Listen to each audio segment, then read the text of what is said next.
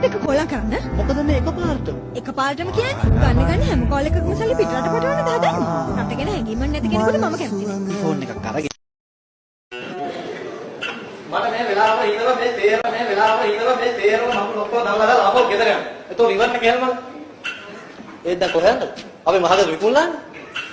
ආයිත් බොරුනේ අම්මාගේ. අපේගේ මහගෙදර විකුණලා. එක එක සල්ලි බෙදා. මම මේ ළඟදී ගෙදර ගිහලා අම්මගෙන් සල්ලි කිව්වා. අම්මා කියනවා මේ ආන්වන්ට සල්ලි යකපෙන්දා අපි සල්ලි ටික බෙදාගත්තා. අම්මගේ රෙද්ද. ඔව් උන්දා නාමලා තියෙනවා මකරන් පාඩු බලන්න. ඔය පොත් ගන්න පෑන් ගන්නයි මොනවද රීලෝඩ් එකක් දාගන්න උගමනක් හරි තියෙනවා. උන්දන්නද ඌවා? මට එපා වෙලා තියෙන නැත්තම් මේ මට වෙලාවකට හිතෙනවා පොළොවේ හැරිච්ච අත ගිහිල්ලා හිඟා ගන්න. කමක් නැහැ. ඉතින් මට කරන්න පුළුවන් දේවල් තියෙනවනේ. ඔය මොන ආන්දරු මොන වැඩ දැම්මා.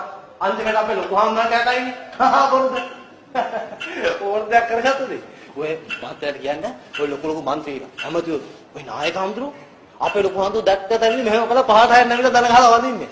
හැබැයි පුතෝ අපේ ලොකු හාමුදුරුවෝ හැමදාම රැයට මට දන ගහලා වදලයි කුටියේ යන්නේ.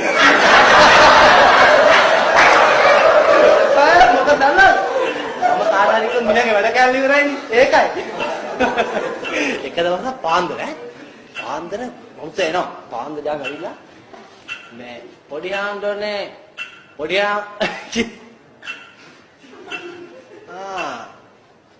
මේ ඉන්නේ ඉන්නවනේ. නමුත් තමන් විශේෂයට මොකද කරන්නේ කියලා. මොකද මම හැමතිස්සෙම විශ්වාස කරන දෙයක් තමයි ඔයා විශේෂයට ගරු කරන්න. මේ විශේෂ තුල සොයාගෙන යන්න. විශේෂයට ආදරය කරන්න. විශේෂ තුල කැප වෙන්න.